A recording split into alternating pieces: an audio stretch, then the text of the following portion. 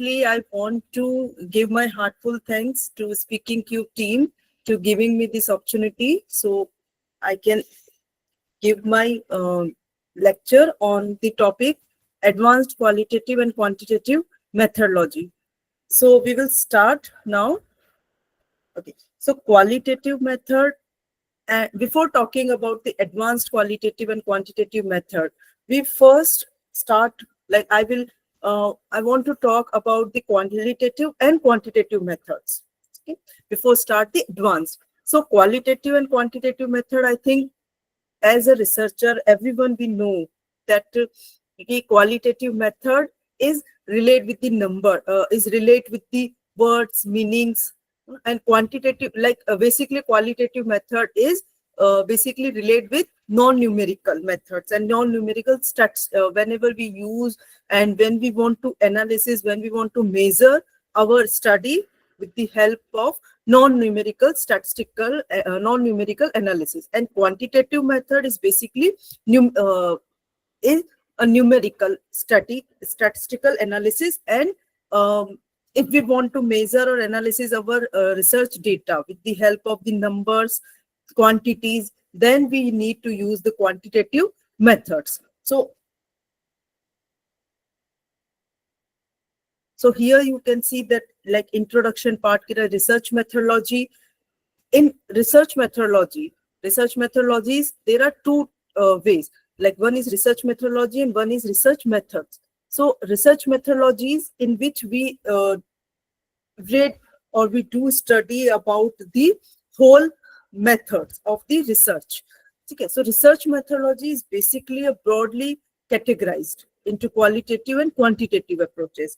And when we mix to both approaches, so that is known as mixed method approach. Like, basically in present era, the researchers, they are using on a higher level, we can say that they are using the both methods in a combined way. Like, and as a mixed method approach is using by the researcher right now on a higher level. So basically in advanced methodology, firstly, researcher, before they like previously they used only either they do study on with qualitative method or quantitative method. But right now the researchers, they in advanced methodology, we can say that they combine to both methods, to both methodologies. Why? The researcher now they start to use both methodology in an integral way or in a combined way, because the aim of the mixed method approach is to enhance rigor. So we can establish or we can enhance the reliability of our research method, and also whatever the research we are going to do. So it enhances the reliability, and our research will be valid because of the mixed method approach. And applicability and practicability is also increased, is also enhanced because of the, if we are using the mixed method approach in our research. So basically right now, most of the time, like 98% researchers, they are using the both approaches of the research, like research, like qualitative method and quantitative method. So both approaches are the most important approaches in the, if we say, in the field of the research. Now, what is the agenda of mixed method? As you can see on this screen, on the slide, there are 5 major agendas of mixed method approach. So the first one is like the methodological divide. The methodological divide is basically understanding the foundational distinctions and perceived tensions between qualitative and quantitative paradigm. It means, like, whatever the tensions we have been found between the both methods, qualitative and quantitative. Your slide is not moving. Okay, now it is there. Yeah. Okay, I think now it is. Yeah, now it's. I just come on this slide right now. Okay. Yeah. Okay. So it basically, like the first agenda is the methodological divide. So it is basically like we can say that whenever the difficulties or tensions arise between the qualitative and quantitative method. So as I told, like qualitative method is relate with the words, with the subjective experiences and the meanings. Okay. And quantitative method is basically relates with the numbers, objectivity, measurement of the research. So this this agenda explain why these two approaches have historically seen as a separate or even conflicting. So the first agenda is basically relate with the uh, separating or conflicting between these two methodology, between the qualitative and quantitative methodology, whatever the conflicts arise between these two methods. So in the first method, we see these tensions between these two methods. Then the second one is rationale for integration. So rationale for integration means like exploring the compelling the and it basically, this agenda explain why it makes sense to combine both methodology. Okay. In the first agenda, basically we talk about the tensions. Okay, like as I told you previously, researchers they just use either qualitative method or quantitative method. So it was the conflict between the researcher. Okay, they can use either this or that methodology. So the first agenda relate with the historical conflict. Then second came rationale for integration. Now it the researcher explained about like it makes sense if we combine to both research methodologies. Okay, like if we want to make our research qualitative, like if we want to give quality in our research, if we want to enhance the rationality in or practicability or generalization in our research, so we need to use the mixed method approach. So the second agenda to give the importance to the mixed method approach is that we need to combine, we need to integrate the the combination of both methods. So that is the mixed method. So if we want to go into the depth of the research, so that is for to know the depth of the research area, to know the depth of the particular research problem in which interest area we want to do research, our interest area. So for that, the qualitative research is better. And to know the breadth of the research, of our research problem, of our in whatever the research area we want to do study as a researcher. So for that, quantitative method is best. So we need in our research, we need both things. We need depth also, we need breadth also. Every researcher, each and every researcher needs both concept in both things in their research. So for that, the mixed method approach has been arising. And answer, we got, like as a researcher, we got the answer of complex problem, which in first agenda we saw. So the second agenda, we say go for and we got the answer. Okay. The third agenda of mixed method approach is typologies of mixed method. So typology is, I think everyone the typology is basically known as classification. Okay. Like as in the previous slide, I told you, okay, research methodology has the two types. Earlier two types, that qualitative and quantitative, and now we add the third one, which is known as mixed method approach, and also we can say advanced qualitative and quantitative and methodologies is known as mixed method approach. So typologies of the research methodology, so we have the three typologies. Basically we have the three can classify to research methodology into three parts. Okay, so typology is classification.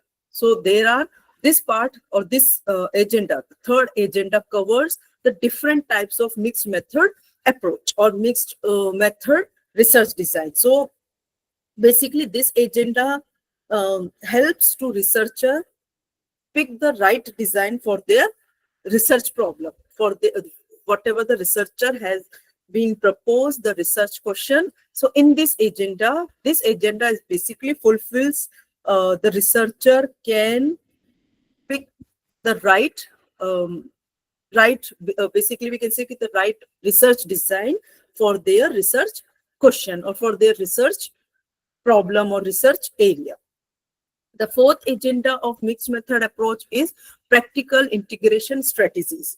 Now, all the three, the three which we which I told or I explained about the three agendas of the mixed method approach. Now, fourth, those were basically relate with the theoretical approaches. The fourth one is basically relate with the practical approach. So, in second, I told about how there was a historical conflict between these two methods, and then second agenda, when in second agenda the researcher combined the both study methods or both research methodology. So here we talked about only in a theoretical way. So now in a fourth agenda, the fourth agenda relates with the practical innovation, or we can say practical integration strategies. So now this agenda basically focus that how to combine the method in a practical way, how we can go in a field work, how we can go in a field and we can start to collect the data to and after collecting the data, how we can analyze the data with the help of mixed method approaches. Okay, because in the both methods have different statistical analysis methods also. In qualitative, the qualitative method has their own different statistical analysis way. In quantitative method, this one has a different statistical analysis methods. Okay, so both combining after collecting the data in field. Okay, so practical integration means can now start collect the data. Researchers started to collect the data, and after collecting the data, how researcher analyzed that data with the help of both statistical methods. So merged data first, like with the help of interview method. So interview is basically the example of the qualitative method, and with the help of questionnaire, psychological test, we can collect the data. So with the help of the questionnaire, with the help of the test, if we are collecting the data, that is an example of quantitative method. Fine. So in one research, we collected the data with both methods, like with the interview methods and with the questionnaire method. And after that, whenever we want to analyze in our research, we have to combine. We have to merge that data set for the joint analysis. And after the analysis, so here what we will do, we will use for interview method, we will use the qualitative statistical analysis method, and for quantitative, we use the quantitative statistics for the questionnaire to measure or to do analysis of the questionnaire, whatever that we collect the data from with the help of questionnaire. So basically in fourth one is basically relate how we can apply, how we can comply these theoretical aspects, these theoretical concepts into the practical way. And last one is after practicability. Okay, firstly we read about the theoretical concepts, then in fourth one we read about the practically. Now we completed our practical aspect, we collected the data, we analyzed the data with the help of mixed method approach. After that, last one is enhance rigor and validity. It means now it address to quality control in mixed method research. So this agenda is basically to prove the transportation of the research area, to prove the and to give the clear justification for mixed method approach, why we used mixed method approach in our research. So the fifth agenda is now to check if the method we used, that was the correct or not. Okay, it means we used the method We use the research methods in the, like as I gave the example, like interview method, test questionnaire method we used to collect the data. After analyze the data, now in the fifth agenda, that is our research, or we can say, okay, was our research is reliable, is it valid or not? So in the fifth agenda of mixed method approach, basically is relate with to give the clear justification, to give the clarity to our research problem, to give the clarity to our research area, to give the transparent documentation of the procedures, whatever the procedure, whatever the research design we used while during our research. And also it acknowledge the researcher influence. It it increase the reflective thinking. It enhance the critical thinking of the researcher. So the main aim, we can say the basic aim or the basic criteria to use these agendas of the mixed method approach, that that researcher can make sure that the results are trustworthy and credible. If what will happen if we collected the data, and after collecting the data, we analyze the data, we created the research methodology, and after that, if our research outcomes, if our results are not trustworthy, it means our research is completely, we can't say they're completely wrong, but yeah, whatever we did, we gave our smart work, we gave our hard work, we gave our time, money, whatever we gave to our to complete that particular research. It means that, like we didn't do justification with our research. Why? Because at the last, our results are not trustworthy. Our results, our research outcomes are not credibility. They are like research outcome, whatever the research results we got, that means that are not that those results didn't have any credibility. So it means our research doesn't have trustworthy. So we start again. We must find out where we did the wrong analysis, or if we did the wrong data collection. So these are the main 5 basic agendas of mixed method approach. We can say, like, first starts with the differences. First, start with the differences between qualitative and quantitative method. Second, why combining is powerful. Second agenda basically relate with why combining is powerful. Third is relate with the show the types of the mixed method approach. And the fourth one is provide practical ways to integrate the data. And the fifth agenda is basically the finally ensures the research is done rigorous, reliable, and valid. Okay, so these are the 5 basic agendas of mixed method approach. Now, the methodological divide, understanding the core paradigms, the qualitative research and the quantitative research. So as when I started this topic, I told about the like qualitative method is basically related with the non-numerical, and quantitative research means the numerical. So firstly, qualitative research, qualitative meaning is basically, we can say when we use the words, the vocabulary, like basically it focus on to the meaning, like explore how people interpreted their experiences in the, or how people analyze their experiences in the way of to make the diary, to keep the notes in the diary.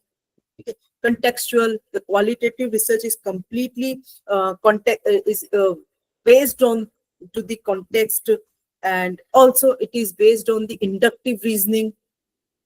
Okay, inductive reasoning, it's like start from the specific observation, and then we reach on the theoretical and derive the theory from the specific observation. So that is the inductive reasoning, generating hypothesis, descriptive data. So here qualitative methods like include interview, focus group, which we discussed in next slides. And as well in quantitative method is basically when we have the numerical data and when we need to test the hypothesis. Is after the research, is our hypothesis valid or not? Is our hypothesis approved or reject? So to test or to measure the hypothesis, so basically at that time, we need to use the quantitative research.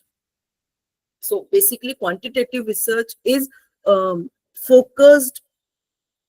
has focused on the numerical data, structured design. We have the structured research design, like in qualitative method or in qualitative research methodologies, there are flexible research designs. Okay, but in quantitative research, we have the structured design. Like correlational method, we have experimental method, we have like as an example of quantitative research, I can tell you the statistical analysis we have, and after putting the perfect or correct sampling method, then we can find, and then we can able to find the perfect research outcome also. So quantitative and qualitative method, basically both are the most important methods in the field of research. So here quantitative methodologies, like the types of quantitative methodologies is like first one is descriptive research. So basically descriptive research always find the answer of what. It don't give us the answer of how and why. So when we need to use and when we find out the result in the form of what, so at that time we use the quantitative method in descriptive research. Correlational research basically when we find out the relationship, when we want to examine the relationship between the variables.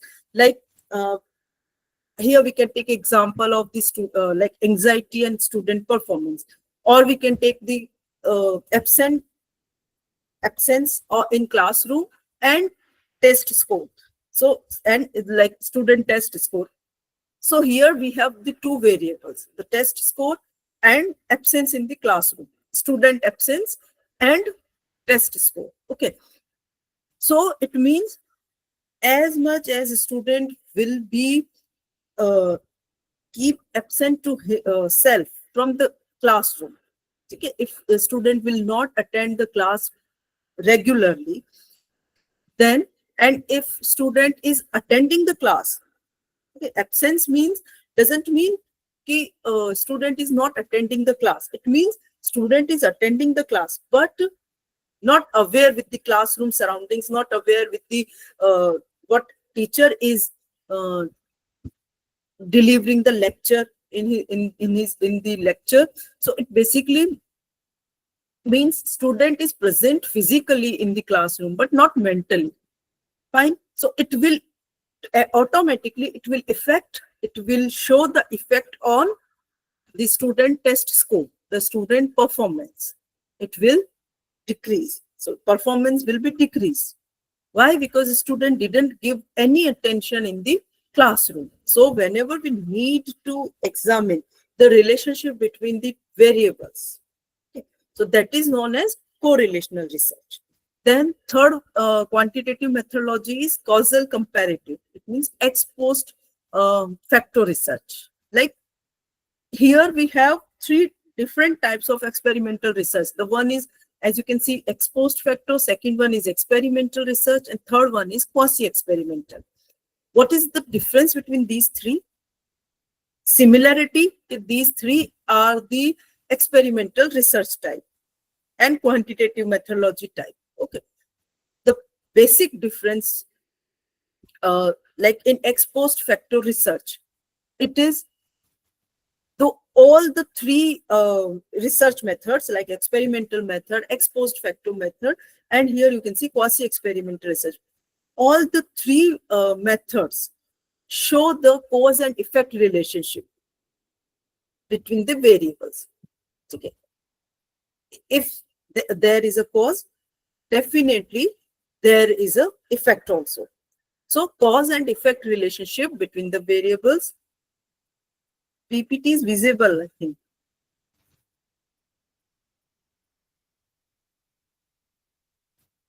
Yes, Cause and Yes, cause now it is there. yeah. So cause and effect relationship. Fine. So ex post facto means without manipulation in variables. Whenever we talk about the experimental research, it means it controls the extraneous variable and also the manipulate to the manipulation in the independent variable. And quasi-experimental, it is similar to the experimental research design or experimental research, but in quasi-experimental research, we didn't have the randomization method. Randomization like simple random, and there are different stratified random, there are different randomization techniques. Randomization like it means, I can give you the one example like the lottery method. So we will keep chit of like if we want to select the 20 students out of the 100 students in our classroom, okay, and we want to select only the 20. So with the help of randomization, simple random technique, for an example like lottery method, so we will keep all 100, like we will make a chit and we will write the name of every student who is sitting or who is present in the classroom. After that, we will pick the randomly pick the 20 chits, and those 20 students we will select as a sample. So that is, so it is the example of experimental research where we are using the randomization method. But in quasi-experimental research also study about the cause and effect, but we don't have the random assignment or randomization method there. So if we are not using the randomization method to select the sample, that means quasi-experimental research we are following. In experimental research, it is the best research method we can say. In experimental research method, we need, like researcher need to manipulate the independent variable, and also that to test the causal effects, the cause and effect between the variables. And also in experimental research, researcher needs or have to, researcher has to control the extraneous variable, which we cannot see directly, which can, or we can say extraneous variables doesn't have direct effect on the independent variable, but still, and it is in simple words we can say the hidden variables which we cannot see directly, but those variables affect to our research. So to control the extraneous variable, to manipulate the independent variable, we will go for the experimental research methodology.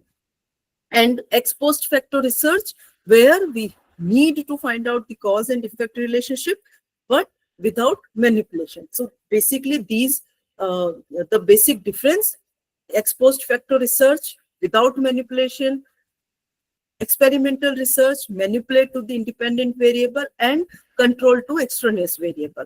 But still, this research method is also study the effect cause and effect relationship. And quasi-experimental research also study the cause and effect, but without random assignment or without randomization method.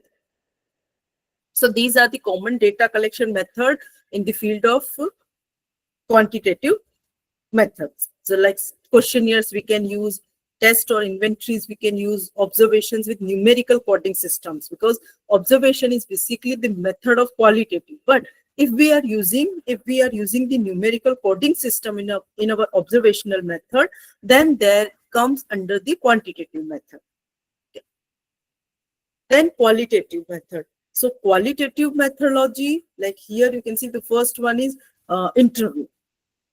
So interview is basically whenever there is one interviewee and an interviewer can be one or sometimes more than one. Okay, so the interaction between the interviewer will ask the question to the interviewee. Interview have to give the answers of the interview question. So that is it. This is the process of interview method. Okay. So there are a different ways. There are a different method to take the interview or to give the interview method. Like first one is a structured interview, semi-structured interview, unstructured interview. Like we have the already we will make the questions in a structured way, and then we will ask, like as an interviewer will ask those questions in that particular method, in a particular way. And sometimes like in interview method, like in competitive examinations, they will not ask you in a structured, they will not follow the structured interview method. They just ask random questions. Like they will start the question, tell us about yourself. The interviewer will start the question like to the interview, like the tell us about yourself, or give us your introduction, how you can describe yourself. So different ways to ask a one question, there are a different ways. So, and whatever the answer will be given, how the person, how the interviewee will give the answer of this question, how interviewee will describe self. So on the basis of the description of their or how interviewee told about self, after that the interviewer will ask the question based on the answer of the interview. So interview method is also, it is the good and common method of qualitative methodology. Then focus group. Focus group, as you can see, it is written discussion based data collection. So basically it is a qualitative research method. So where a small group can be created. So a small group can usually basically in this 6 to 12 participants. So like minimum we can take the 6 people, max we can take the 12 participants in this research. So and this will be guided by a moderator. So and these people, these participants, like 8 participants we choose for our research area, and then they will discuss, those 8 persons, those 8 participants will discuss on that particular or given specific topic, like in as a group discussion. So like they can give just a normal example we can take by from our surroundings. I choose like I can give you the example. What do you usually look for in a mobile app? Because the today's generation, they are basically they are using lots of mobile like social media.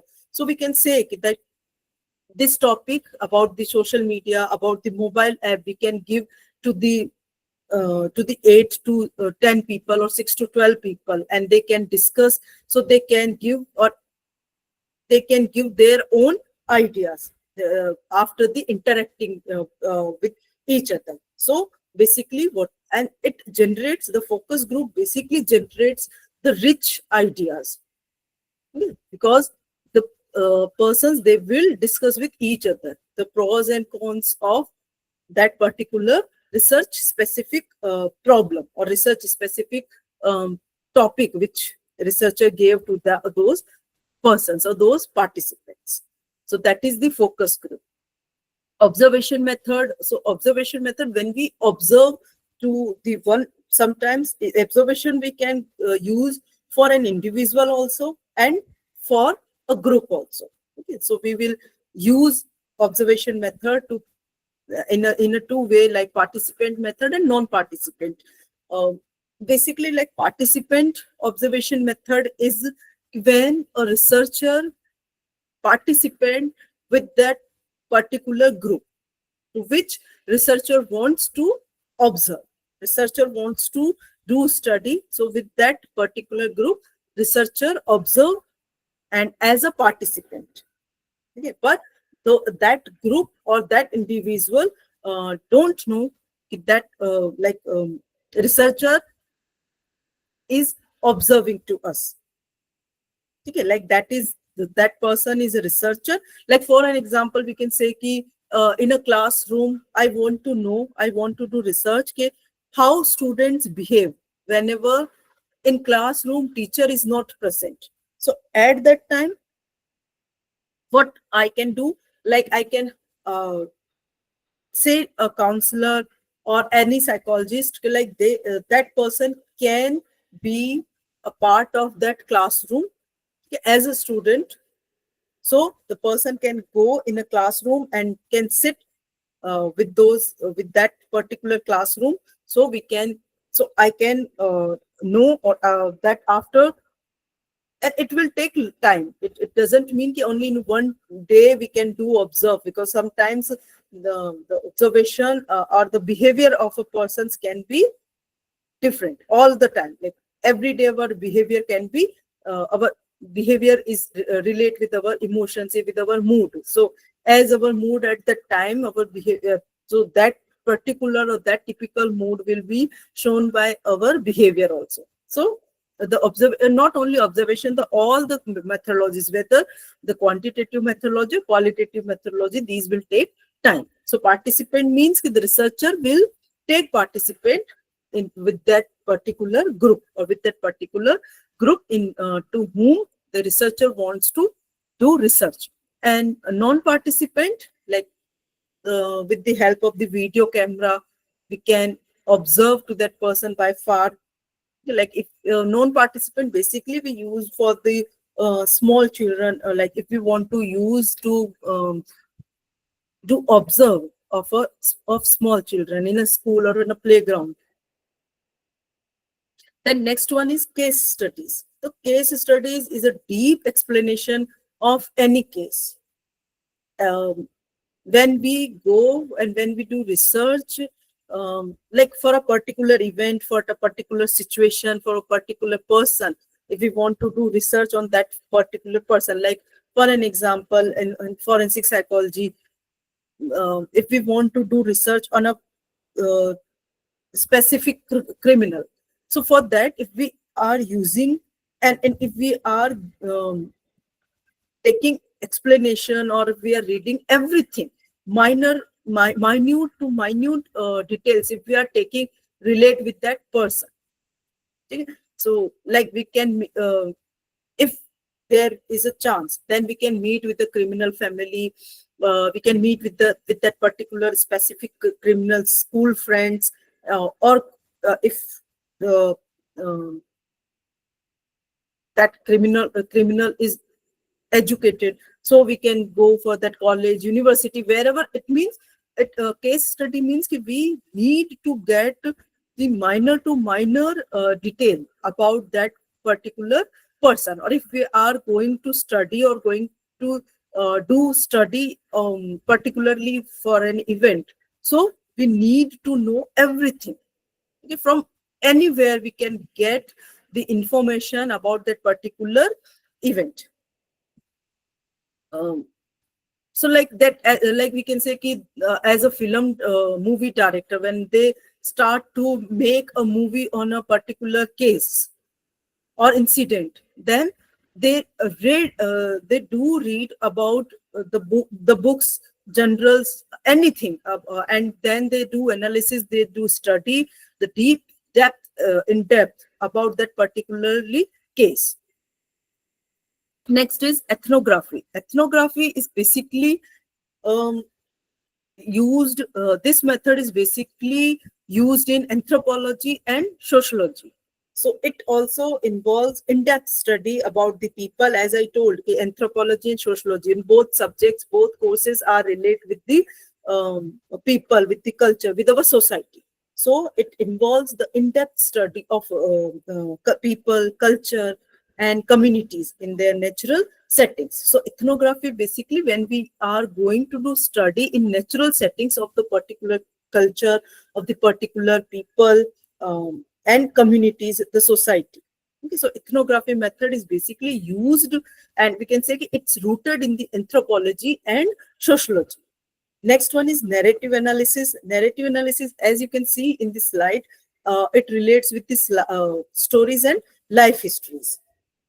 So when we start to analyze the story of war veterans, okay, so how they coped up from that particular situation, how they have the resilience power.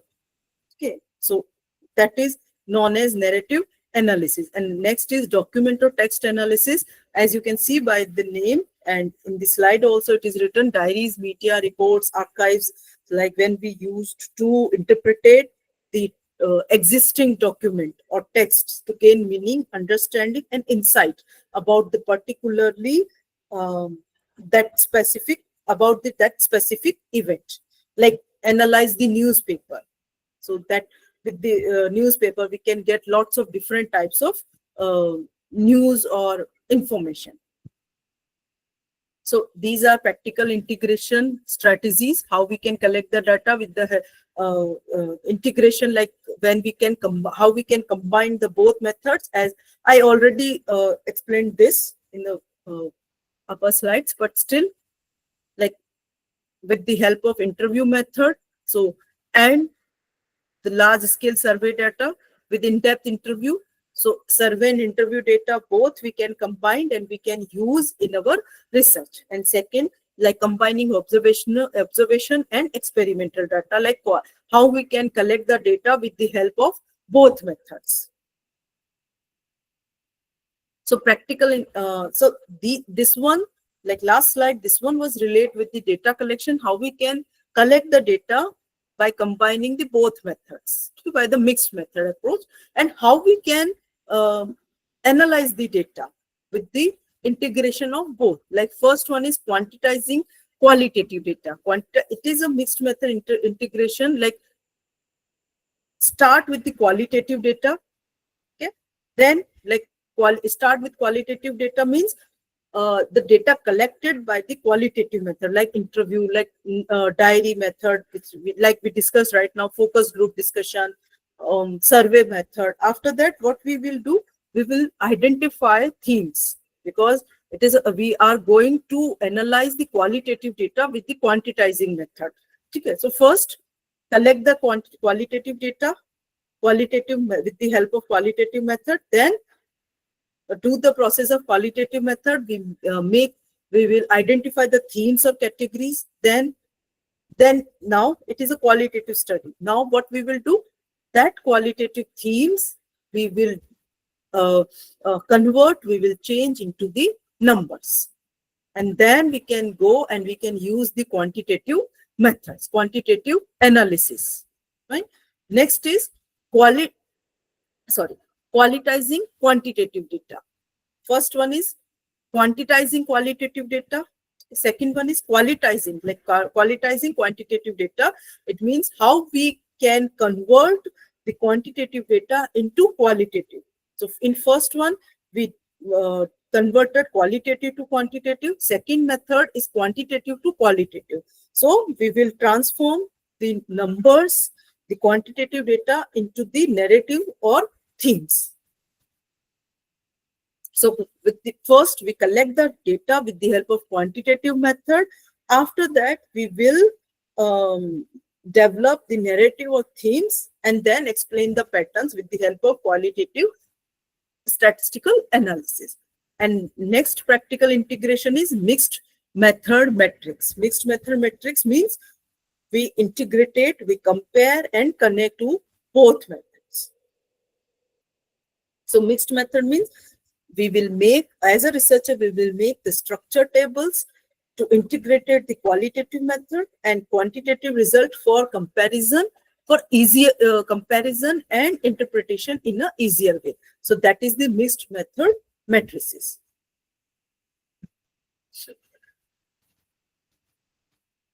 So if we talk about the advanced method, so advanced qualitative methodologies. So advanced qualitative methodology, here you can see these are some advanced, like those one, the previous which we discussed, like interview method, focus group. ethnography, case study, narrative method.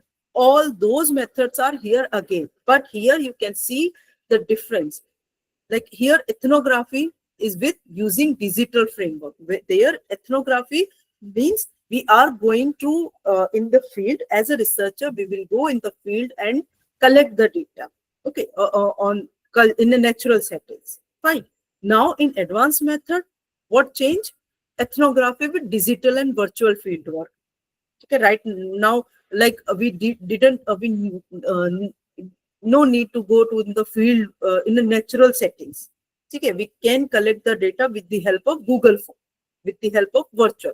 So the methods are the same in a qualitative method, like narrative method, case study method. The methods are same, but the way of use are different. As the same we will see in quantitative methods also.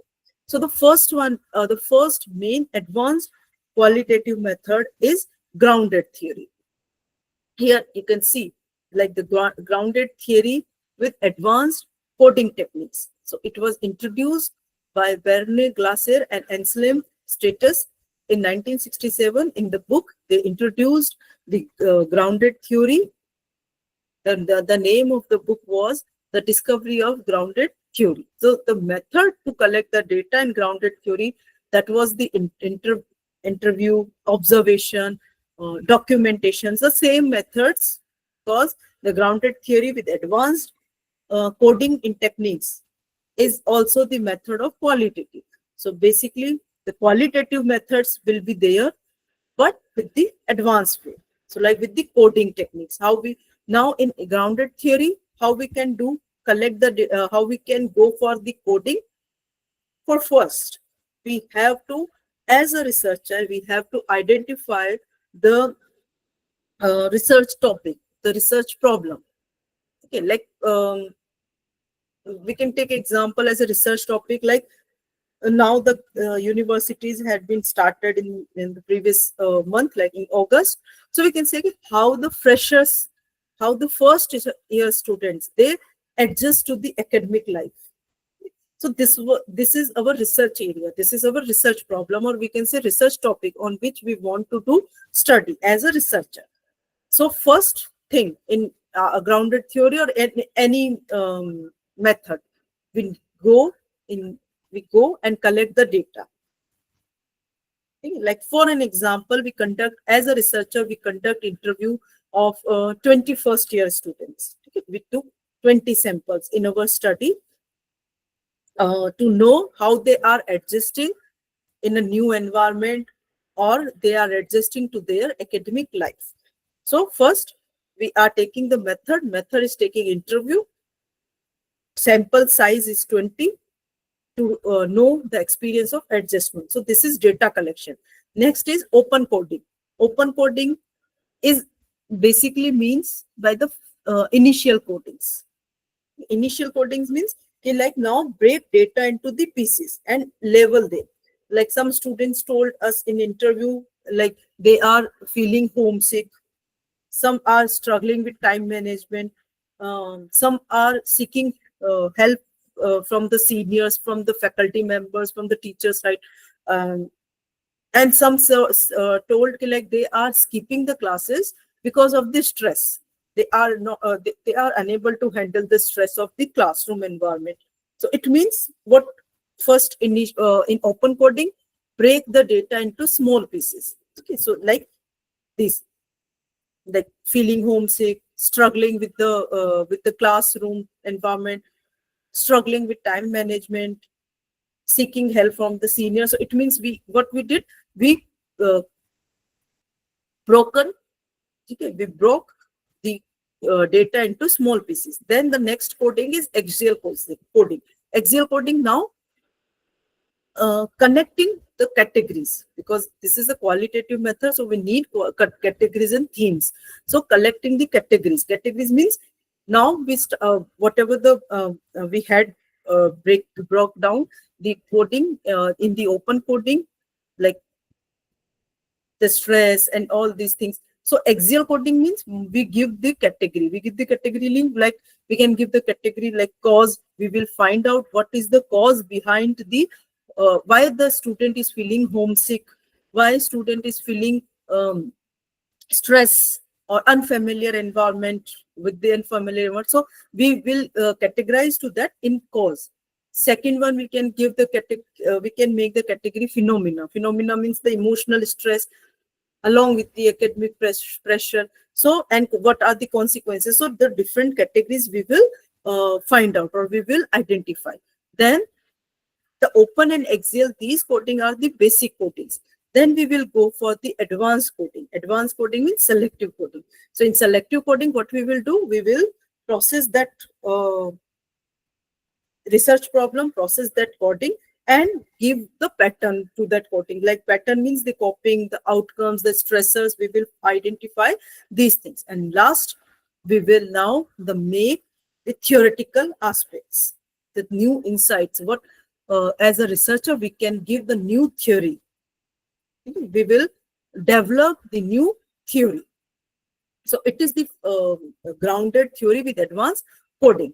Next one is phenomenology with hermeneutic analysis. Phenomenology basically is relate with the live experience of trauma right now, like as we are watching everywhere about the flood.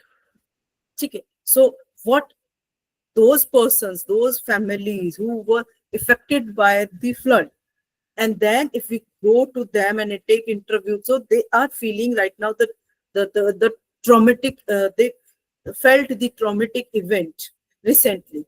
So how they can cope up, how they, and after everything will be fine, then we can give, and we will go to those same family members, and we will take the interview of those family, how they resilient, how they come back, how they did the comeback. So it means, so that is a phenomenology when we are going into the live experiences.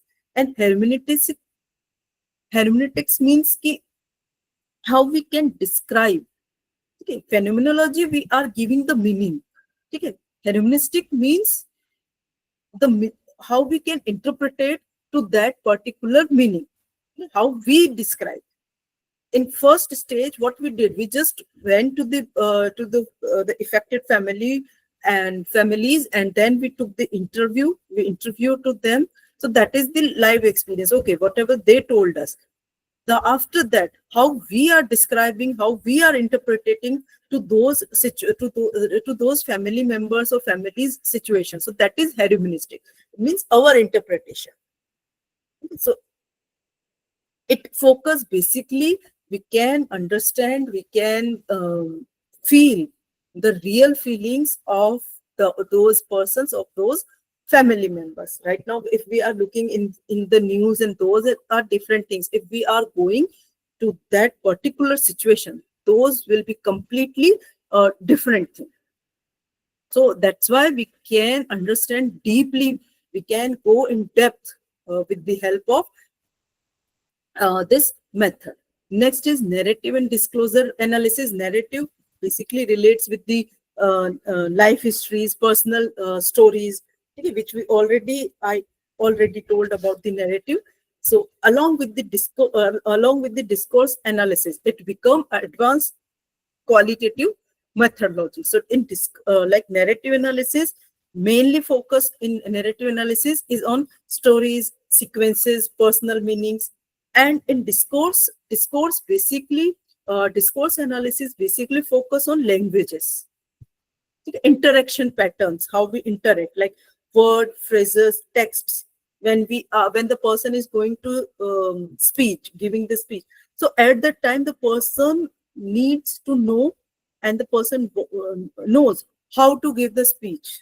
Okay? Sometimes if a person is giving speech in a monotony way, okay, like if a person is telling the story and in a monotonous way, so we will feel also the monotonous at the same time, boredom.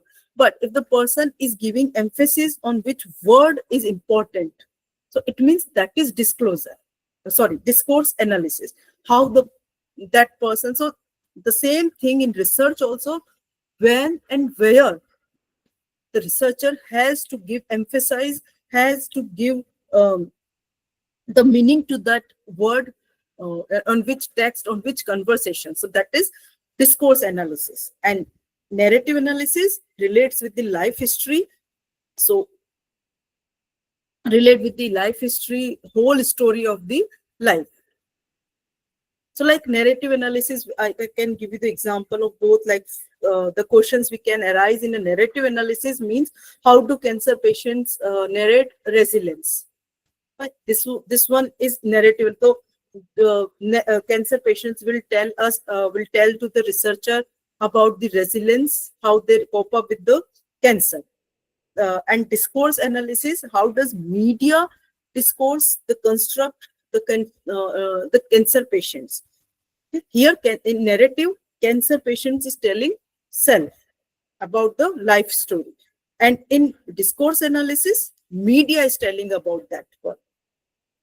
As I gave the example about the flood also, if we are going in that particular live experience, so that is the narrative analysis. And if we are hearing by the news, it means that is discourse analysis. Next is ethnography. Using ethnography, like which I already talked about, ethnography, culture, natural settings. But when we are going to collect the data with the Google form, with the online, with the social media, so that is known as digital fieldwork. Then next is case study with cross case synthesis. Case study, in-depth analysis, we already discussed. Cross case synthesis means compare all those multiple cases to identify the same patterns. Case study basically relate with only the one analysis, one case. But in cross case synthesis, we are taking a multiple cases, and then we will find out the basic patterns between the cases. And last one is use of software in qualitative method. So we can analyze the qualitative method with the help of NVivo, Atlas I. So these are the basic software. So we can go and we can analyze the qualitative. Okay, like the NVivo is basically works with for the survey. Okay, survey data, we can go for the there are different tools like Survey Monkey, Qualtrics, so we can use in NVivo. And in NVivo, for the for the references, there are different tools, EndNote, Zotero. So these are some examples of NVivo method which we can use in NVivo. So NVivo can be used in SPSS and Excel also. And Atlas AI is also basically a qualitative method. So next is quantitative. So we will do fastly. So quantitative, these are the advanced quantitative method, SCM, HLM. SCM basically like when we combine the factor analysis and regression. So SCM we can analyze by the MOs, and HLM, it is the multi-level modeling data. Hierarchical linear modeling. So there are different levels, 3 levels: within group, individual level, between group, and optional is higher level. And meta-analysis technique, it is the best technique, the statistical method for combining the result to study the independent variables. So there are different studies. And multivariate statistical like SLM, HLM, and meta-analysis, everything we can use in the. And last one is experimental designs, which we already had been done. Use of softwares in the advanced quantitative methodologies, SPSS, R, Python, we can go. And mixed method. So these are some applications of mixed method approach. We can use everywhere. Basically, we can use the mixed method approach. So thank you so much to keep patient and to keep listening to me. Thank you so much.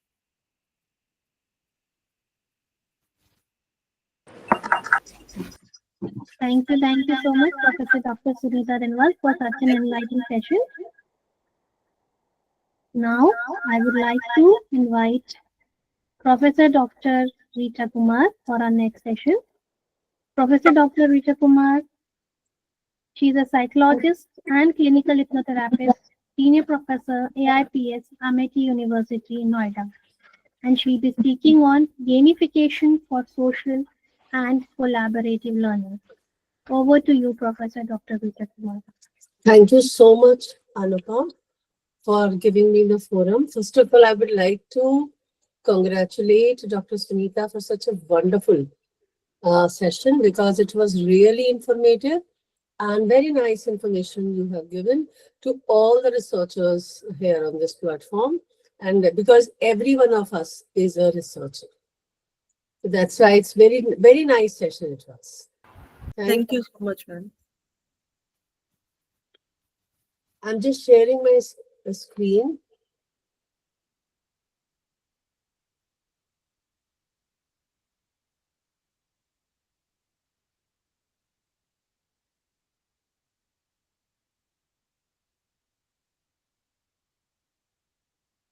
I hope PPT is visible to everyone. Yes, ma'am.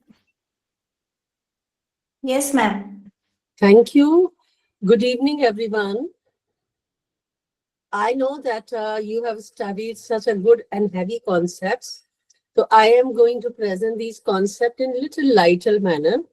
Though it's a new concept, it's coming, but not very new to us. So because games are always interesting. They make us motivated, they make us active, and they make us energized, enthusiastic. So I will take this opportunity to present this presentation and discuss the concept of gamification for social and collaborative learning. Because as in the previous session, I discussed about Gen Z, their characteristics. So this generation is specifically requires a different kind of teaching pedagogies. And gamification is one of that. Though gamification is not a new technique, I'll say. Previously also, people were using this, which was called playway method. Because it's not a new technique. In 19th century, 20th century, these techniques were used as a playway method. And human, or I will say not only the human, but every organism on this earth has a tendency of playing. And everybody enjoys, even you see the animals, they also play games among each other. And this is a very fun activity, and it creates so much energy in everyone when they are playing. And we remember our days when we used to play outdoor games, and various games we used to play. So those were outdoor games, and we used to enjoy. And those game times, when we used to play, usually we used to play in the evening. That was the time for socialization. And if we used to play with family members, our parents, and our siblings, then again it was a very good time when we used to create a bonding with each other. So there are so many things were happening during the games. We were doing cheating. We were doing, also we were learning so many new things and enjoying. So this all was a very good way of learning. And when I can say in 20th century also, school and parents, both were teaching so many, we can say morals, so many ethics, so many other things in the manner of games or play. But gradually what happened in later section of the 20th century, this playway method or the Montessori schools came, where everything was taught in a playway method. See, around, I think, 3 decades back, there was the concept that in schools, students were taught maths with a playway method. And it was very easy for them to learn the concepts which are very abstract, but they were being used by the teachers and the schools to make them to learn so many different concepts also. So that is why this was a very interesting method. The second thing comes is why we use games into the studies. Why it is important to use games into the studies. Is my slide moving? No, ma'am. Okay, let me check why it is not moving. Now it No, moves. it moved, ma'am. Yes. So there are some global indicators of playful learning. As I said, playful learning was used all around the globe by the family and the schools to make the younger ones to learn so many things. Why playful learning? Because exploring the unknown. We used to play quiz. We used to play something we used to hide, and that somebody used to seek out it. So means many unknown things we used to learn through the games. So that it was called playful playful learning, and because playful learning is activating and initiating different emotions in the people, in the children. That is wonder. They wonder how can they learn such easy, a difficult thing in easy manner. Then they were having the curiosity. Curiosity was initiated, and this curiosity was making them to play more, to compete, to seek the answers of their curiosity through the games. And then it was meaning. They used to learn the meaning as we had the board games to enhance our vocabulary. These board games were being used in the schools also to enhance the vocabulary of the students. And not only the vocabulary, but the grammar was being taught. Difficult grammar things were being taught through the games. This was means very difficult things used to become very easy. And there was a competitiveness which used to be activated into the children, and this very healthy competition they used to learn since the very beginning of their life. Then next concept was there, next phenomenon which was active in this kind of learning, leading learning. They used to lead learning with their own choices. They had the choice to learn. It was their desire to learn with their own, without any pressure, without any stress. They used to learn with their own choice. And ownership was there. If they were learning, they were playing, it was ownership of that environment where they are. So they used to have the ownership, then empowerment. These games used to empower the players, the children, and these games used to give them autonomy also. So means these all characteristics of the social development children were learning in a very game-based or play-way method. So these all were being established, or you can say nurtured, in the children. Then the third point is finding joy. See, we all will agree that games are always joyful. Game means the joy. Game means the enthusiasm. So whatever we learn with a great joy. We are delighted when we play game. Whatever game, board games were there, and then other puzzles were there, jigsaw puzzle were there. So many puzzles we used to play, and we used to learn with blocks. And although this all people were delighted and they enjoy, and the joy was there. When this learning was going on in a very positive, joyful manner, and where the people were enthusiastic, no pressure was there, nobody was pushing them to play the game. They were playing with their own choices. So that is the wonder, that is the main thing of this playway method. Then there is a milestone from game to gamification. How this thing come that from game we came to the gamification. What is the difference between the game and gamification? Because this early 1900s, traditional education incorporated reward system like grades, akin game, and points were being given. So whatever person, but the child was means if they were winning the game, then some points were being given. In 19th century, in 1900, the 20th century, in psychology, the behaviorism also emerged. And there was a technique to modify the behavior, token economy. If a child has done any good behavior, even in modern time, teachers draw a star on the face, or they used to give them some token.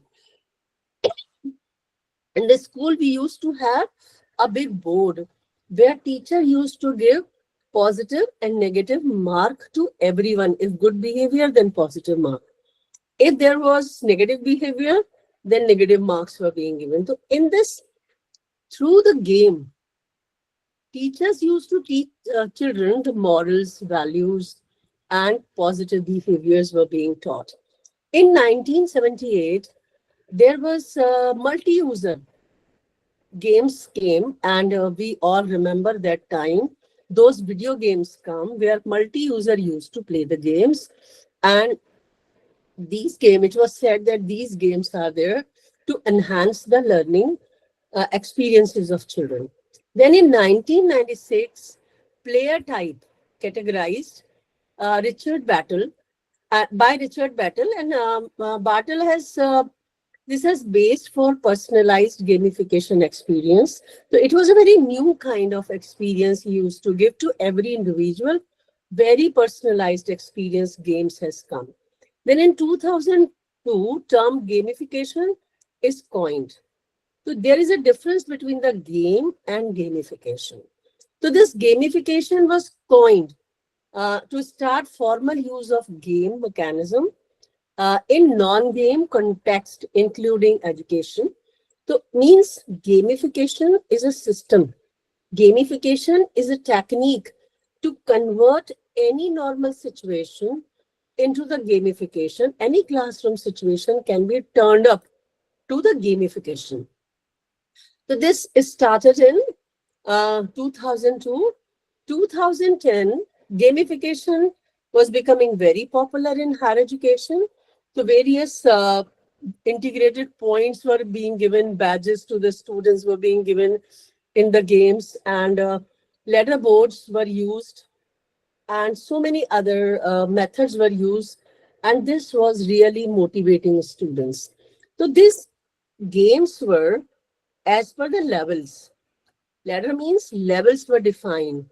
First level, if you cross the first level, then motivation is that you go to the second level. It is little difficult. Then when the second level was done, then person used to go to the third level and fourth level. Like this, they used to advance into the level, and every victory of winning of the level was giving them a joy. It was an intrinsic motivation that they were being self-motivated to reach to the higher levels. Then 2010 expansion of the gamification and into diverse college subjects were there. STM, social science, history, and other courses were also using the gamification techniques into their classes. And it made the classroom learning very interesting. Even the history-like subjects, which students were not liking to study, they were not motivated to study history, they enjoyed learning and understanding history-like subject. Then 2020, gamification used not only in course, but also students onboarding, collaborating, and long-term immersive learning experience, emphasis on careful design to align with learning goals. So all games now in 2020, the games were being aligned to the course structures of the subjects of the whatever the student was studying in the classroom. They were aligned to the learnings, and then gamification was introduced into that learning strategies and methods. So what is again the gamification versus games? So this gamification add game elements into non-game task.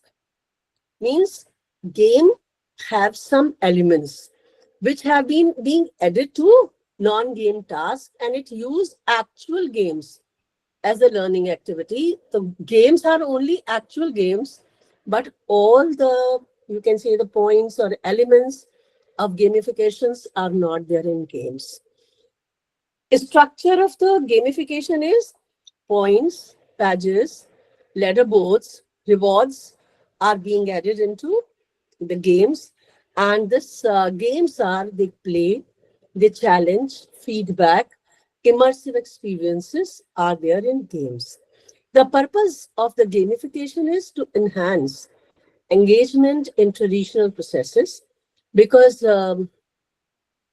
engagement of the students in the classrooms are very important. As Dr. Harpreet Bhatia has discussed about into that flipped classroom systems also, that giving the student to study first and then come back and the discussion goes on, then they take active participation in the class. Otherwise, in colleges, we see many times, if we are taking the lectures, then students are busy with their mobile phones or something.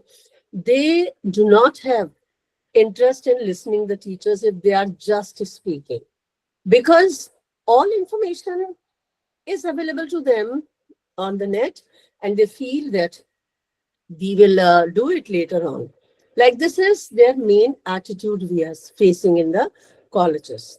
Then, as games are only teaching skills, content through gameplay, here the skills are being taught, but and gamifications application, if we say, the training modules, classroom systems and apps have come, and educational game are only educational games, and learning simulations are there. Then you can say the motivation. In gamification, there is an intrinsic motivation, extrinsic motivation, because reward and recognition they are receiving. But playing game give them intrinsic and extrinsic. But I feel that in gamification also they get intrinsic motivation also, because when they are enjoying the games and the gamification also, then they, because of the joy which is coming from within, that is their motivation. Then examples are there as the badge for homework, quiz leaderboards are there. They are being used, and playing maths adventure game to learn arithmetic. These are the games. Then let us understand what is gamification.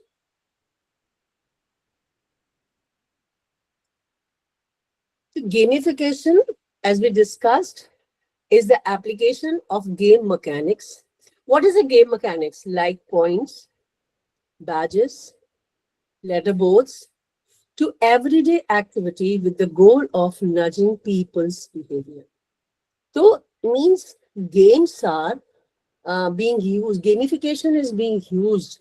When these techniques come to any game, then that become gamification. That is, as we are giving them points. Not the scores, but we are giving them points, and we are giving them badges. Their leaderboards are there for every activity, and we nudge the people, means we motivate them for their behaviors or not. This is all about making non-game activities feel like they are in games. Very small thing, their morals, their, you can say, their behavioral controls and all, we can teach them in a very in a gamified environment. Then they learn the things without realizing that they are learning something new. They are learning to control their behaviors and manage their behaviors. So this all is about making non-game activity feel like they are in game. It is a way of adding both intrinsic and extrinsic motivation, because game is a intrinsic motivation, and gamification, when rewards are added, then it becomes extrinsic motivation. Then dangling reward to enhance participation and outcome, because we are giving them reward for everything. Then when they are receiving the rewards, then to gain the rewards, they are participating actively in these activities. So intrinsic motivation, how did that come? With the joy, excitement. When we play, whether we win or lose, that's a different thing. But the process of playing the game is so much exciting that person uh, feel a joy from inside. They feel very happy. And that is why, uh, see, because here we are using a basic instinct of the organism or the human being, that they are playing the games. Just a minute, I think PPT was unshared.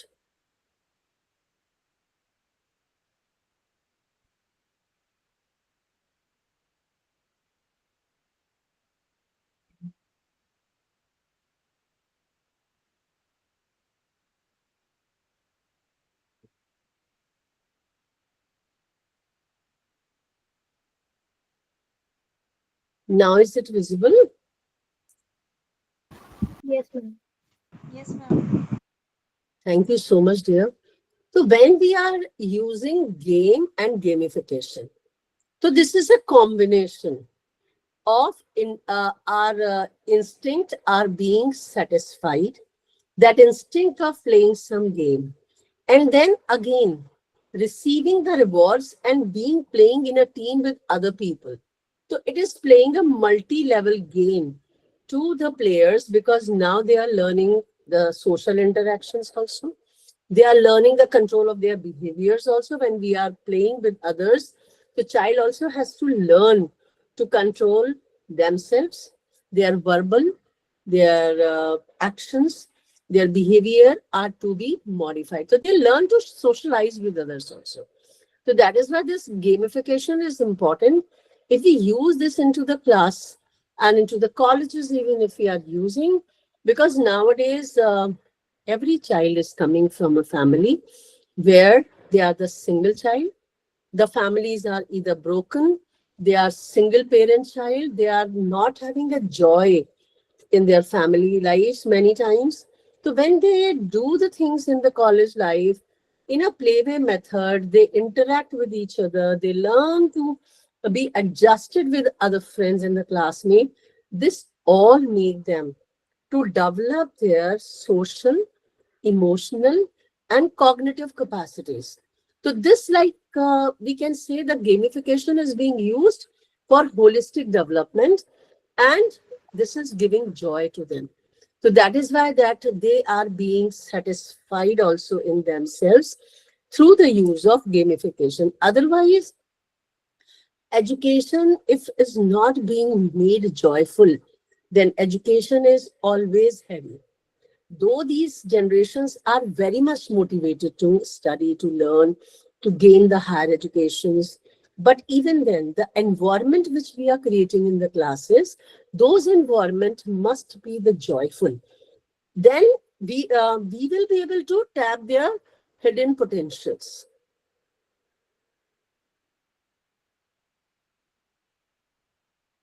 Then there are some elements of gaming.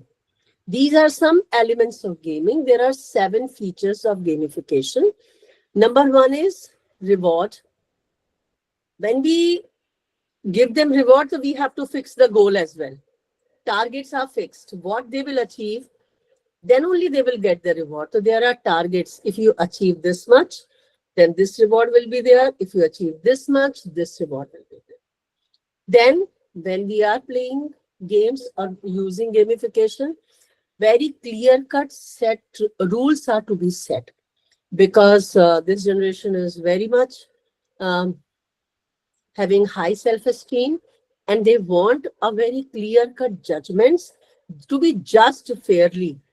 If little bit even unfairness they found, they become frustrated. And that is why rules to be set, very clear-cut rules, and rules must be followed by everyone, whether the teacher is playing with them or their classmates or the peer groups are playing with them. The rules are to be set. Then risk. There must be some risk. Very interesting. I'm remembering the example is of Karodpati. That quiz come that if you will answer this question, right answer will make you to learn 1 crores, wrong answer you will sink back. That time, every player has to take a risk, and that risk is involved. That is again a type of gamification, because the risk is involved there, and risk make them to reach to the higher levels or to sink to the lower levels. That risk make them to learn risk-taking behavior. Then the feedback is important. Feedback is by the teachers, or if they are winning something, that again is their feedback, which make them. But the teachers also need to give them, peers also need to give them feedback. And remember always, we are required to give feedback in a very positive manner, because very sensitive generation, negative feedback, very difficult to digest. If we want to give some negative, then negative should be given in a positive manner.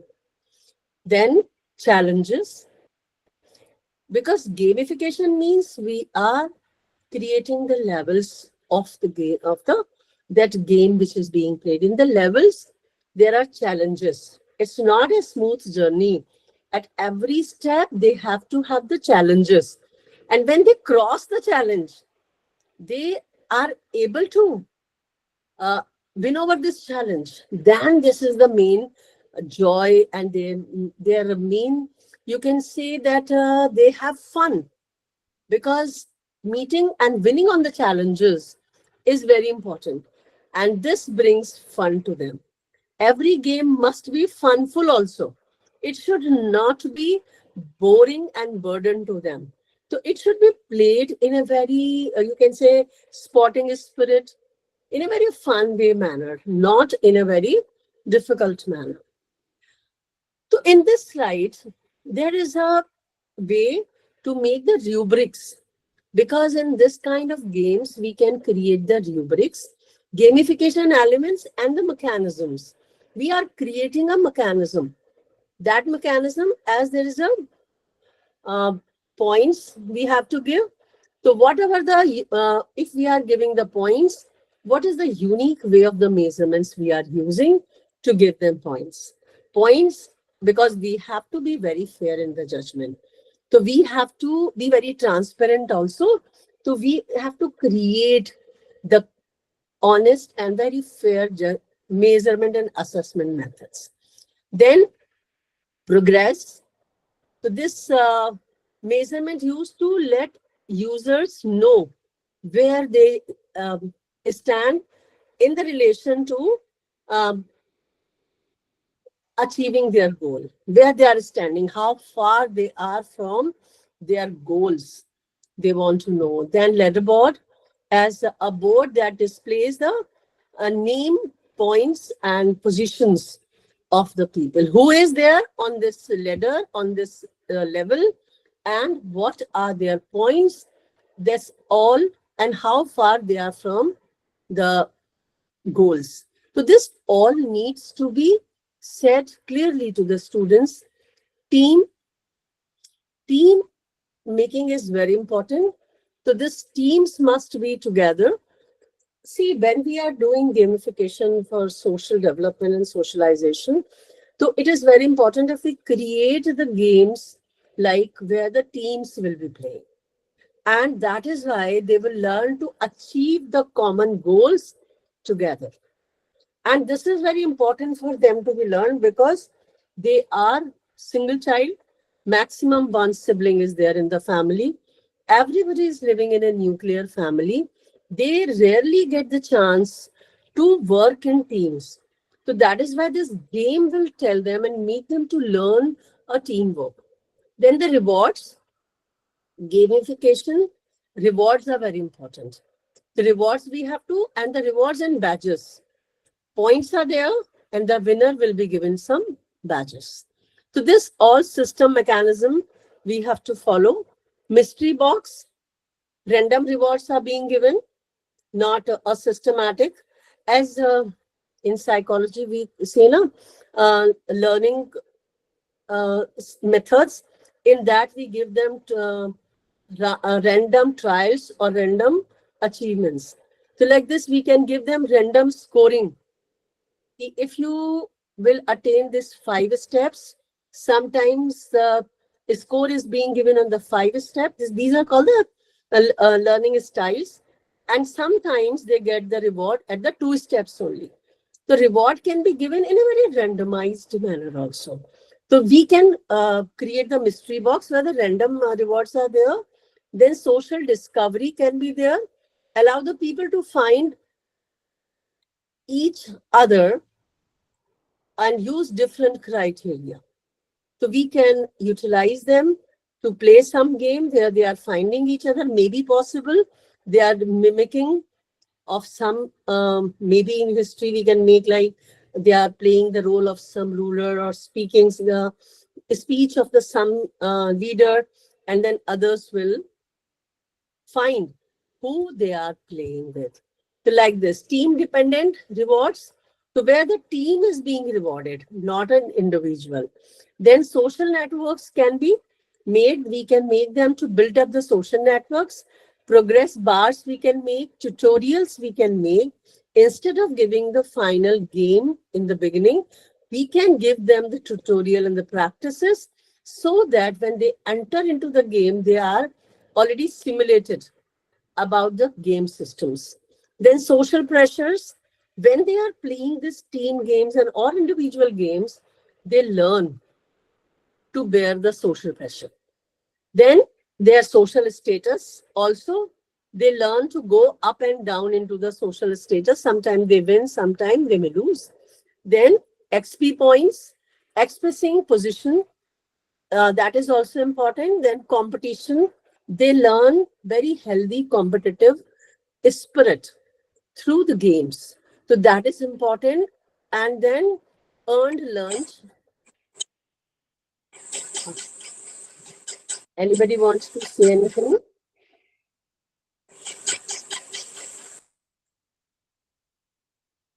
Then VR's reward, some variable rewards can be given.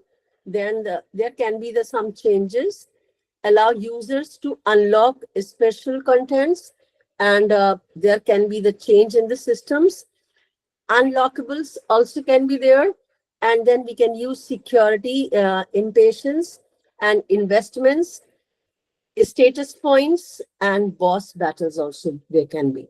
But I suggest in college or schools, we should not promote any game or gamification where the monetary involvement is there.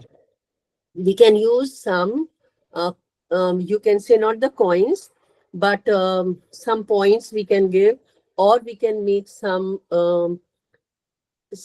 paper sheets or something which we can give them, not money. Because many times there is a confusion. People feel that gamification is there, then we can use the investments or the monies also. So it is suggested never ever use this kind of techniques in the college and school setups, because then it creates so many problems. Now again, I would like to bring in your kind notice about the Gen Z. Though we have talked in my previous lecture, but there are some specific points we should remember and we should revise, that this Gen Z, or I will say many of our participants among you are very young, they must be millennial, or they must be the Gen Zs even. So then you are going to deal with the next generation, Generation Alpha.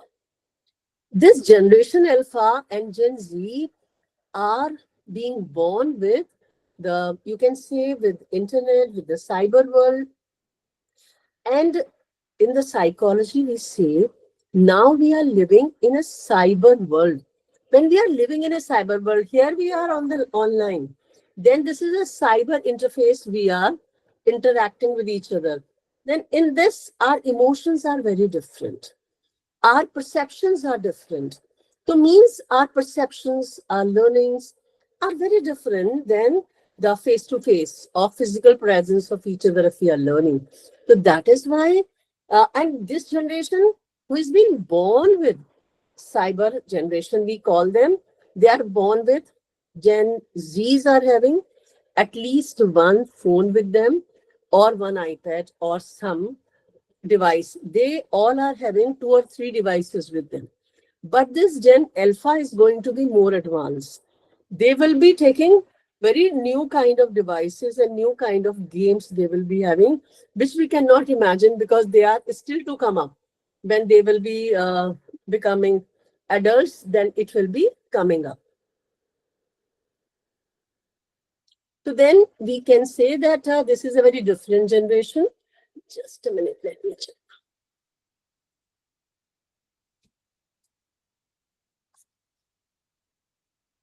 And second point here is they're born into the age with high-tech communication. Where we are communicating with high-tech only means we are communicating with each other with the high technology, and we are communicating with high technology. So that is why their styles, their cognitions are entirely different. They are raised up with information technology. Every information is with them on their palm tops. We cannot say that they do not know anything. They know everything because everything is there with them on their palm tops. So that is why they are very smart generations. And then connected to 24 into 7 to information. Every time, 24 into 7, they are connected to devices. They know about the information. So that is why we have to take that into account, that they are having accessibility to so many informations. They are having multiple devices, prefer environment that support group work because they are craving for social interactions and group work. So they are, because they rarely get chance to be into the groups. So that is why they crave for it. And game or gamification is a technique which make them to work into the groups. And multitasking, this multitasking is in their genetics, you can see. It is inherent in them. They can work on 2, 3 things. Because see, very interesting thing happens. Yesterday, I was discussing something in the class, and one student was seeing something on phone. So I asked her, just get up and tell me what I have just said. And I was surprised she repeated everything very correctly because she was doing something on the phone and she listened to me also. This is like multitasking they have. So then they are very much you can say capable in so many things. Then engagement with social aspect of learning. This is their desire, their deep desire to learn things with group and with activity-based learning.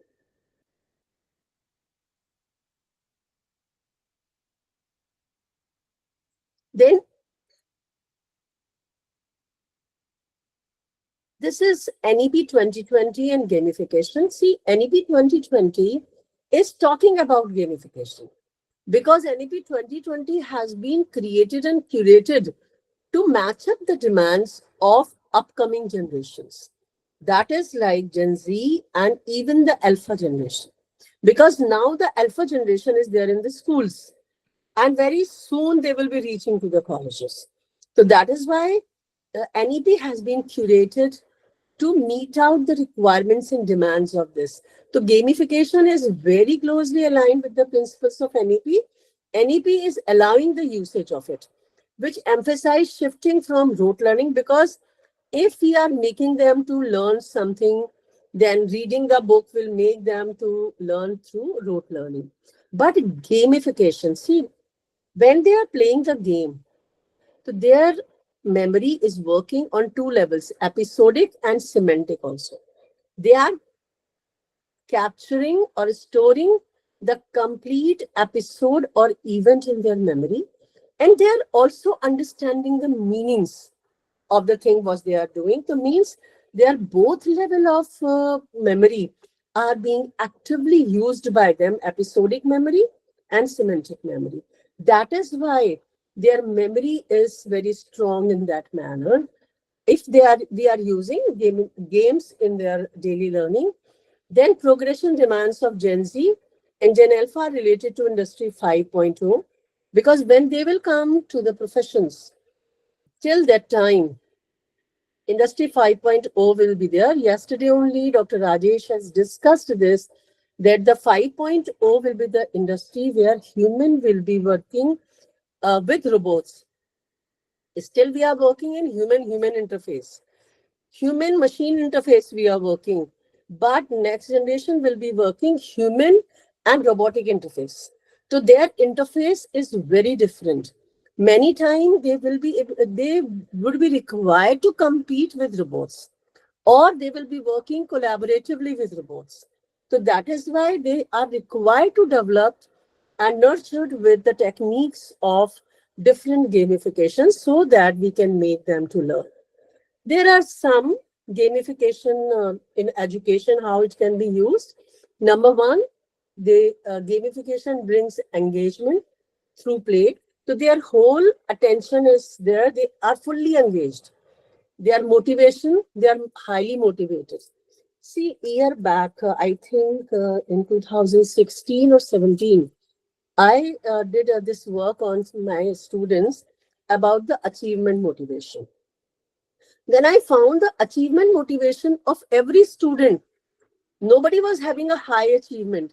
Everybody's achievement was moderate or low. Though they are very good students, their CGPAs are good, but their achievement motivation was not high. But these kind of games will make them to improve their achievement motivations also, because we are setting the goals, we are setting the targets, we are setting their limits. So they have to achieve the target to get the points and the scores. Then problem solving skills are being enhanced. As I was discussing before this lecture with my students about what are the challenges you are facing.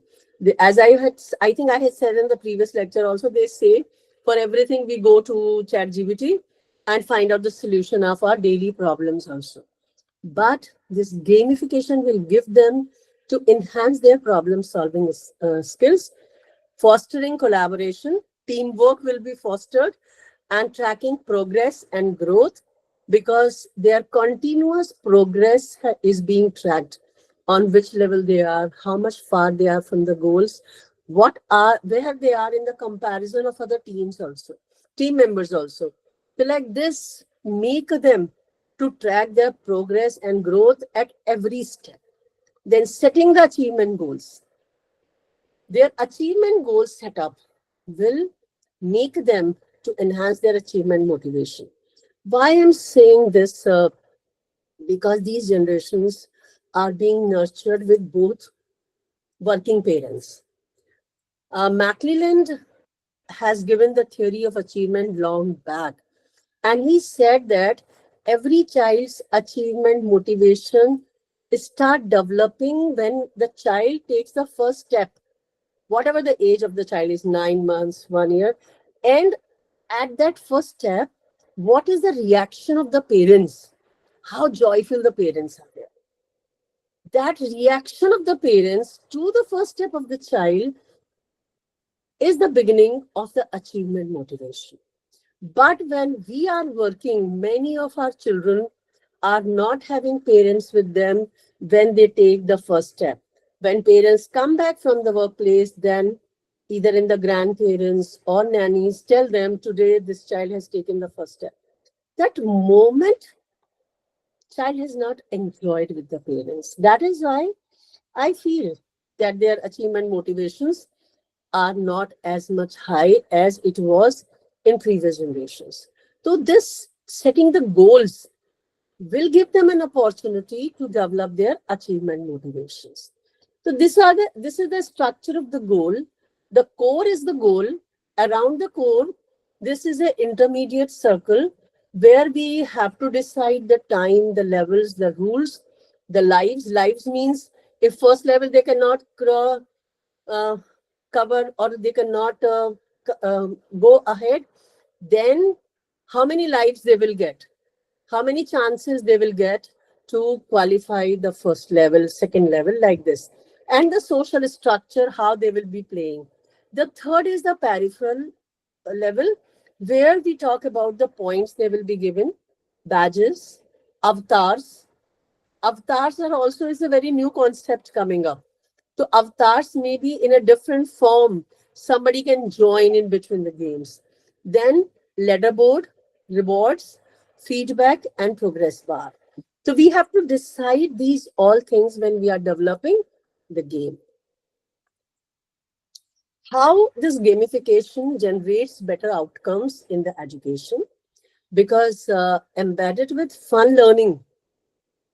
Then this study was done, longitudinal study on 617 students over 2 years, found that those in gamified workshops had better knowledge retention.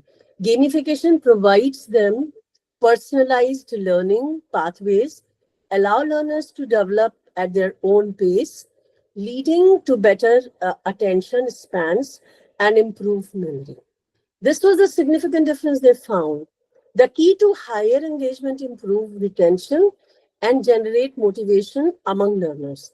So gamification caters innate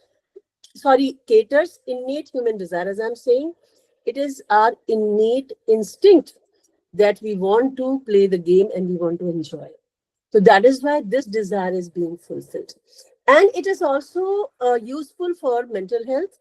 That is that it reduces anxiety and improves confidence, boosts motivation, increased engagement, improve knowledge and retention, personalized learning experience, strengthen critical thinking, enhance social learning also. So this all components strengthen the mental health of the children. These are the some games example I have taken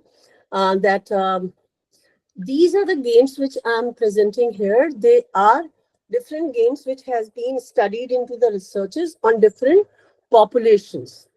And what are there as the key area? First game is, it is an attention enhancement, and then it improves even it is working for ADHD symptoms and quality of life of the children and adults. Neuro racers, it is again important it is very important in the neurological strengthening of the aging people. Then interpersonal, Gratimer and Oswald studies. This is pro-social game boost empathy and helping. Then cooperative versus competitive play. It makes them to learn about the relationships. And then Sky Morts. Then it teaches the student generosity, spread, increasing cooperation and engagement. Then exert games, that is boosting the physical activity, moods and mental health. Then relaxing cozy games, improve their sleep quality if played moderately. Then IGD and excessive play studies, where the excessive gaming linked to loneliness and poor mental health. So this all are already researched games and researched on different population. So there are best gamification tool which we use also. Kahoot is there. It's a quiz platform. Duolingo is there, which is for the language learning. Classcraft, it turns the class into RPG, and teacher can make their own avatars, and teacher can be there in different forms with the student. Quiz format and turns it into the multiplayer games. This is again very interesting. Even many times I have seen the people in in the modern ages now, when the people, old age people, go for the satsang and all, for there they are using this kind of quizzes, and they play in the teams and they enjoy a lot this game. Then nudges. So in the nudging, teacher can send personalized reminder and reward to keep students motivated. It is continuous motivation being given. So these are how the teachers can use gamification effectively by setting clear-cut goals or rewards, use team challenges, use technology to make it fun. Then they can mix competition and collaboration, adapt to different learning styles, encourage self-reflection. So this all from my side. Thank you so much, all of you. If anybody want to have any question, then we can discuss here.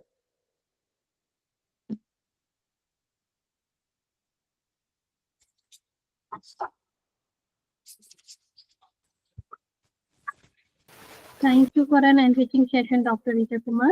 The forum is open for questions now.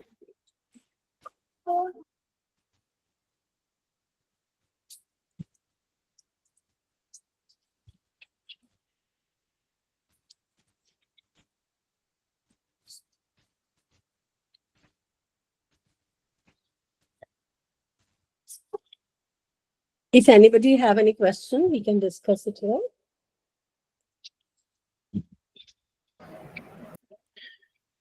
Ma'am, I want to say thanks to you for giving us such enlightening session, Rita ma'am. And secondly, I would say the example that you gave for the classroom, I think every teacher, every professor would be going through that example.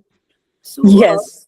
definitely that is eye-opening, that probably they are listening to us, but their minds are, activated at all levels. So we also need to work with, the intervention programs for them. And we also need to change our own perspective also. We probably think that, they are not listening to us, they are not attentive, but they are equally dividing the attention.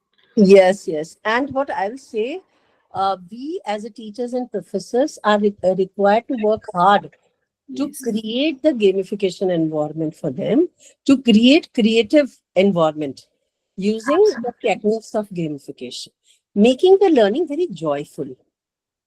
True. Thank you, ma'am, for eye-opening session for the teachers. Thank you, ma'am. My pleasure always. Thank you, Rita ma'am, for a wonderful, wonderful session. The house is open for discussion. Everybody, if you have any question. And Rita ma'am, as you have discussed rightly, that this Gen Z and Alpha generation, they are far ahead as far as technology is concerned, but they are so stressed all the time because of their presence on social media, and they have the need of quick dopamine release, quick happy hormone release. So we need to utilize this particular technique of quick endorphin release through gamification. We can do that. And since I also practice it in my practical life during my classes, and what they remember is not the concept, but they remember the stories, they remember the gamification techniques, and through that they remember the theories of personality, Yes. theories which are there in psychology. So I call it a Gen Z system of teaching and learning. But Rita, wonderful, wonderful session it is. Thank you so much. Thank you so much, dear.